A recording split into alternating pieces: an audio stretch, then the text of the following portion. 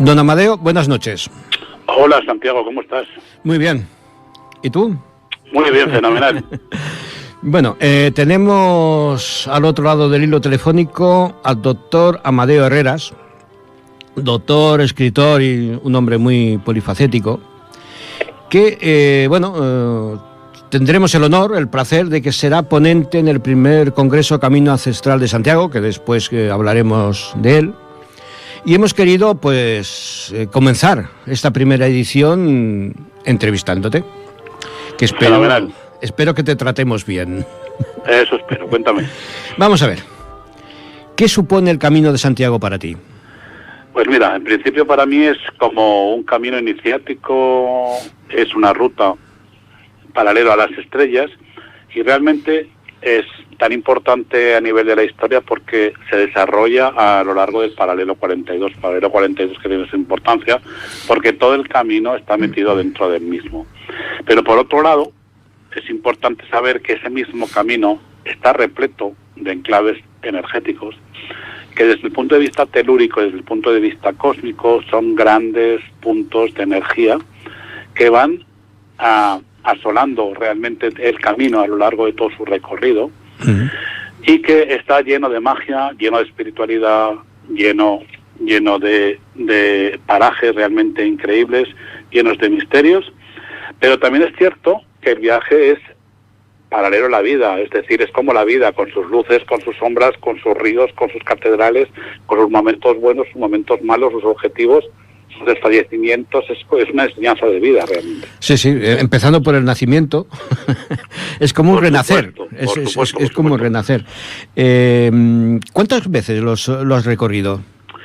Yo lo he recorrido 2 veces realmente. Una primera la recorrí a trozos, realmente no hice el camino entero, sino fue lo primero recorrí la parte aragonesa, después la parte navarra, después la parte cántabra, la parte castellano-leonesa y por último la parte de La Coruña.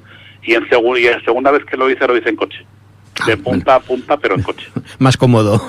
Sí, pero fui en coche porque necesitaba mucho tiempo para recorrer los enclaves y poder sacar información del libro que estoy escribiendo realmente. Muy bien. No sé si es como un atraco, ¿no? Pero dinos 5 enclaves del Camino de Santiago que nadie debería perderse. Mira, yo creo realmente que es complicado, porque por eso. Hay un auténtico montonazo. Pero yo te voy a decir los míos, los que para mí tienen un significado especial y por qué lo tienen, ¿no? Muy bien. Realmente Roncesvalles es un punto fundamental, quizá porque yo he vivido gran parte de mi vida en Aragón y gran parte de mi vida estoy vinculado con Navarra. Entonces, el enclave de Roncesvalles, que está en la frontera realmente entre Navarra y Aragón, es para mí un punto muy importante porque es el cauce por donde entraban realmente todos los peregrinos que venían de Europa. En segundo lugar, un triángulo que para mí es fundamental en el Camino de Santiago, que es Eunate, Puente de la Reina, Estella. Habrá que ponerse de pie. Claro, ese triángulo realmente es un triángulo desde el punto de vista energético el más potente de todo el camino. ¿Por qué? Porque hay enclaves tan absolutamente alucinantes como el monasterio de Eunate, que es el enclave templario donde los haya, quizá porque todos los enclaves de Navarra son templarios, con todo lo que conlleva la connotación de los templarios, pero por ejemplo Eunate, Puente de la Reina, con el famoso Cristo que no está clavado en una cruz, sino que está clavado en una pata de ganso, con todo lo que eso conlleva. Es decir, hay tanto simbolismo, tanta energía y tanta potencia en el camino, que realmente para mí ese triángulo es fundamental. Siguiendo por el camino, por supuesto no me voy a olvidar de León. León para mí es muy importante porque yo llevo estudiando e investigando sobre los petroglifos, sobre las famosas marcas de los canteros, desde hace más de 20 años. Y León para mí es un punto fundamental porque es donde más símbolos he podido encontrar, no solamente en la catedral, con todo lo que la catedral significa desde el punto de vista de la luz y del color, con esas vidrieras tan alucinantes en un sitio tan pequeño que hacen que te transportes a otro mundo, sino realmente la iglesia de San Isidoro en León.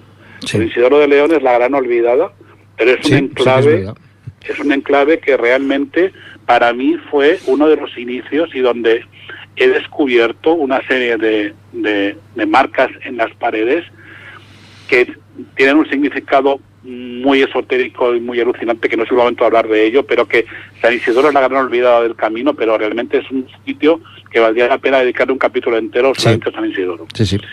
Después Ponferrada y su castillo. Hombre. El castillo de Ponferrada, que dentro está colocado siguiendo el zodiaco celeste. Hay 12 torres, cada una con la forma de cada uno de los símbolos de los signos del zodiaco, en clave templario otra vez donde los haya, y energéticamente es un sitio que te transporta a otro mundo.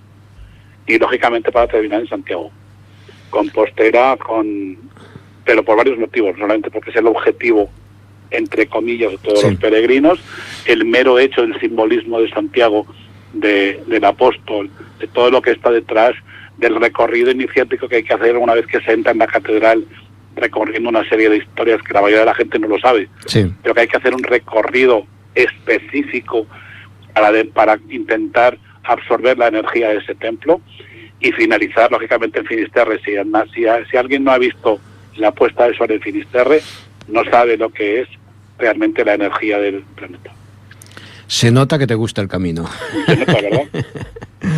Se nota. Sí. Como ponente que serás en el primer congreso, en el Camino Ancestral de Santiago, tu conferencia versará precisamente sobre el simbolismo en el Camino de Santiago. Avánzanos algo sobre este tema. ¿Sabes lo que ocurre? Todo lo que se puede avanzar. Que hablar del simbolismo es muy complicado. Sí, lo es. Porque hay que partirlo en tantos subgrupos. Sí. Empezando por la vestimenta de los peregrinos, que tiene todo un simbolismo en cuanto al sombrero, en cuanto a la capa, en cuanto al bordón, en cuanto a la calabaza, es decir, la vieira. Lo que decías antes, la vieira pues podemos verla desde diferentes puntos de vista. Sí. Una son las guías de la vieira, que son los diferentes caminos de Santiago, por una parte, por eso el símbolo de la vieira. Sí. Dos, el nacimiento de Venus con el renacimiento que tú decías al principio, que conlleva el hecho de haber finalizado el camino. Sí. Pero no solamente en los símbolos de los peregrinos dentro del camino, si nos lo tomamos como un juego, podemos extrapolarlo con el juego de la oca. Exactamente, sí. Que está dentro del camino. Otra vez los templarios fueron los que recogieron esa cultura del juego de la oca, con sus puentes, con sus ocas. En cada sitio hay una oca, y a lo largo del camino hay cantidad de topónimos con el de oca. De oca, sí, con la oca, sí. Con la oca hay en cuanto a los apellidos de la gente, en cuanto a los pueblos, Maestrazgo de Oca, Cerver de Oca, Patín de Oca. Sí, hay un montón de pueblos que tienen el topónimo de oca, y la oca con el significado que tiene dentro del camino. Como he dicho antes, Cristo está clavado en Puente de la Reina en una pata de oca. Sí. Un árbol, sí, pero claro, con la forma de la pata de oca. Si además has mencionado Venus, no olvidemos que tanto, como he mencionado antes, en San Pedro de Rodas como en Finisterre había el culto a la Venus. Por lo tanto, es una diosa que ya estaba presente, en cierta manera, en ese camino. Dentro del camino, por supuesto. Sí. Pero es que el simbolismo está también en las catedrales. Es que está en todo. Es que claro, es que son tantos los apartados en cuanto al simbolismo. No solo el simbolismo eso, sino la concatenación simbólica entre el camino de las estrellas, que se puede plasmar en el plano del camino, con el camino de las estrellas, que es un espejo. Con el tema solar, es decir, con el tema del cielo, ¿no? Sí. Es decir, el simbolismo está permanentemente, está plagado de símbolos. Ya no te digo nada con los crismones, como tú me que te estaba oyendo que estabas hablando cuando yo he entrado. Es decir, los crismones a lo largo del camino de Santiago son un lenguaje secreto que te hace decir que tu camino es el correcto. Exactamente. Y vas como una en brújula. Lugar de oca a oca, pues de crismón en crismón, ¿no? Recorriendo el camino de Santiago. Una brújula, exactamente. Todos hemos oído hablar y lo has mencionado tú, ¿no? Las marcas de los canteros, que sé que es una de tus pasiones, ¿no? Sí, es una de mis pasiones, llevo muchísimos años investigando. ¿Qué incidencia tienen en el camino? El camino de Santiago está plagado. Está plagado absolutamente de este tipo de inscripciones. ¿Por qué? Porque el camino adquiere popularidad y su mayor su mayor nombre entre los siglos XI y XIII. Sí. Los siglos XI y XIII los canteros provenientes sobre todo de Francia, los famosos hijos de Jacques, que son los descendientes de Jacques, el famoso cantero francés, que esculpió y labró y que construyó un montón de catedrales a lo largo de Francia, y que también contribuyó en parte, no solo en la de Jaca, sino también en alguna de las del Camino de Santiago. Y realmente eso está plagado porque, aunque digan que las marcas son las marcas de los canteros, yo estoy convencido, y es lo que trataré de explicar en uno de mis siguientes libros, que es un alfabeto secreto que manejaban este tipo de profesiones, los albañiles, los canteros, y que iban marcando de alguna forma dónde había que construir, cómo había que construir, dónde estaban los ríos, dónde estaban los afluentes, dónde estaba el punto energético más potente para poder poner el altar mayor, etcétera, etcétera, etcétera. Es decir, es todo un alfabeto secreto, esotérico y místico que hace que fuera un lenguaje que ellos controlaban muy bien, los de los gremios, de los constructores de catedrales, y también algunas gentes que realmente pudieran interpretar estos signos. Pero hay muchísima bibliografía y es un campo evidentemente inacabable, donde cada uno tiene su teoría, y yo espero poder demostrar en uno de los libros que era realmente un alfabeto con el que no solamente los canteros, sino también los templarios se comunicaban entre ellos. Sí, además podríamos decir que estos canteros son predecesores de la masonería moderna. Absolutamente. Serían como un puente entre el constructor del templo de Salomón, el templo de Jerusalén, y la masonería moderna. Serían por como... Supuesto. Y entre medio están los templarios, no te olvides. No, ¿cómo nos vamos a olvidar de los templarios? Es otro de mis temas, igual que tuyo de los favoritos. No, sabes que sí. Es una auténtica pasión lo que yo tengo por el. Pues sí, la verdad es que sí. Ya nos han mencionado que estás escribiendo un libro. Sí, estoy terminándolo realmente. Una novela histórica, podríamos decir. Sí, no, es una novela histórica, sí.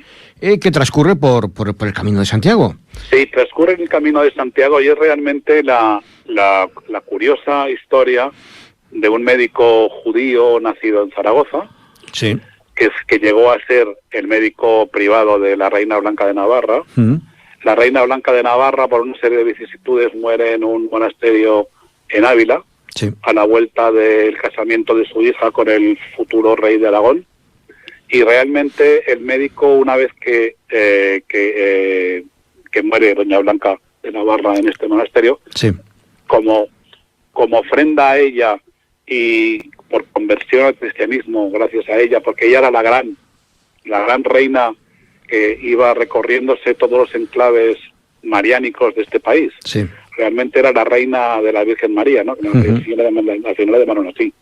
Ella iba recorriendo permanentemente enclaves marianos a lo largo de toda España. Y al final murió en Santa María de Nieva, es un pueblo pequeñito en la provincia de Ávila.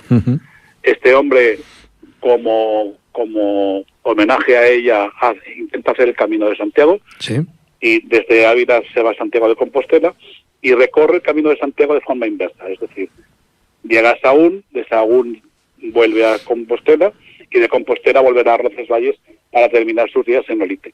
Es que a lo largo de cada una de las grandes ciudades que recorren de los grandes importantes enclaves que recorren el camino, él va recibiendo una serie de revelaciones sobre diferentes terapias complementarias.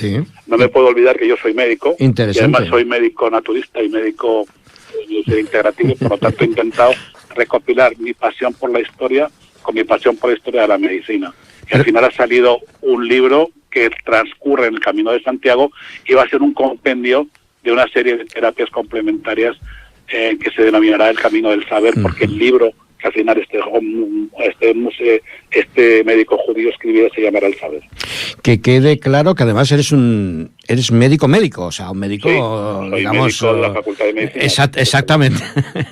Colegiado, por decirlo de alguna manera, ¿no? Soy médico colegiado. Porque como hay tanto que si médico alternativo, que si médico... Efectivamente, pero yo... Que quede claro que se unen en ti las dos facetas. Has sabido unirlo. Yo realmente me dedico a lo que se denomina una medicina integrativa. Es que la medicina integrativa lo que intenta es complementar la medicina oficial que se realiza en los hospitales con otra serie de terapias ajustadas a cada paciente y empleadas con desde el punto de vista médico, Sí. e intentar darle al paciente la mejor solución en cada momento. Perfecto. Pues no sé, si no quieres añadir tú algo más. No, en Los principio, que los para mí micrófonos es un honor, los tienes abiertos y que además... para mí es un honor formar parte de esta gran ilusión que va a ser recuperar el camino ancestral de Santiago, desde San Pera de Rodas a Santiago, y que realmente estamos metidos en una historia muy importante, Sí. muy bonita, y que espero que con el tiempo se reconozca, Esperemos. se recorra, se detalle, se escriba y tenga la popularidad Que se que en merece. su momento tuvo el camino francés. No, además tú ya lo sabes que para mí casi le tengo más aprecio a esta parte del camino que de San Pedro de Rodas hasta Estella, que para mí ahí coincido contigo, ¿no? Eunate, Estella es un centro, es una... no sé. No, para mí, fíjate, yo cada vez que necesito cargarme energéticamente me voy a Navarra. Centro Porque neurálgico, Navarra ¿no? tiene una serie de enclaves que es que te cargas de energía en aquellos bosques, en aquellos sitios, que es alucinante. Lo malo es que te haces demasiadas preguntas al final. Por ejemplo, Eunate, ¿y por qué Eunate? Y el espejo de Olcoz. Bueno, porque lógicamente la famosa historia de que Eunate tiene una iglesia que es espejo en Olcoz.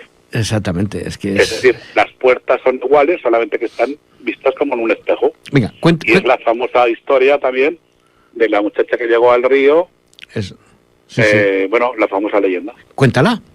Venga. Bueno, pensé que no era el momento. No, pero sí, bueno, sí, no, hombre, por favor, La cuéntala. famosa leyenda en la que la chica se enamora de un gigante, el gigante le dice que tiene que guardarle un secreto y el secreto lo guarda en el agua, y al hacer espejo con la puerta que tenía que construir el gigante por orden del rey en 24 horas, al ver el espejo consiguió no solamente hacer la puerta de la catedral de la iglesia de la pequeña ermita de Eunate, sino que por gracia del espejo se reconstruyó la misma imagen a 12 kilómetros y medio que está de Olcoz.